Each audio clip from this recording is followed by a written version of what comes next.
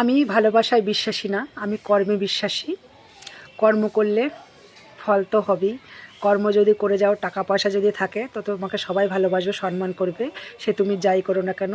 আর যদি তুমি কর্ম না করো, কাজকর্ম না করো, টাকা পয়সা না থাকে, তো তোমাকে কেউ সম্মান করবে না। নিজের ঘরের সন্তানও, ছোটো ছোটো বাচ্চারাও তোমাকে ভালোবাসবে না, সম্মান করবে না, ঠিক আছে? তুমি যদি দিতে থুতে পারো, সবাই তোমাকে ভালোবাসবে।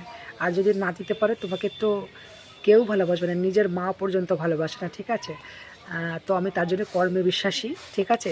যদি কারো কোনো সন্তান, হ্যাঁ, যদি না কাজ করে, মার যদি বসে বসে খেতে দেয়, তার সে মাও বকাঝকা করে, মানে লাস্টবেলা দিয়ে উঠতে পারে না, ঠিক আছে? অনেক কথা শুনতে হয়, হ্যাঁ। তো এর জন্য আমি কর্মে বিশ্বাসী, ভালোবাসায় বিশ্বাসী না। তুমি দিতে থুতে পারলে তো সবাই ভালোবাসবে, ঠিক আছে? আর আমাকে যদি তোমাদের একটু ভালো লাগে থাকে, তো একটু সাবস্ক্রাইব করে দিও, আর সঙ্গে কমেন্টে বলে যাও যে কথাটা আর ভুল বললাম কি ঠিক বললাম। আর কে কে, আর আমি ইউটিউবে একদম পুরো নতুন, আমি কিছুই বুঝি না, শুধু ভিডিওটা করার দরকার করছি, আমি কিছুই বুঝি না। চলো, তোমাদের ভালোবাসা যদি এগিয়ে যেতে পারি, হ্যাঁ, ঠিক আছে, রাখছি। অনেক অনেক সবাই ভালো থেকো। তো দেখো আমার এই বাড়ি, ঠিক আছে? এটা আমি নিজের মেহনত করেছি। এটা আমার হাজব্যান্ড যখন মারা গেছিলো, আমার ঘরটা ছিল মুলিবাসের বেড়া দিয়ে ভেঙে চুরে গেছিলো।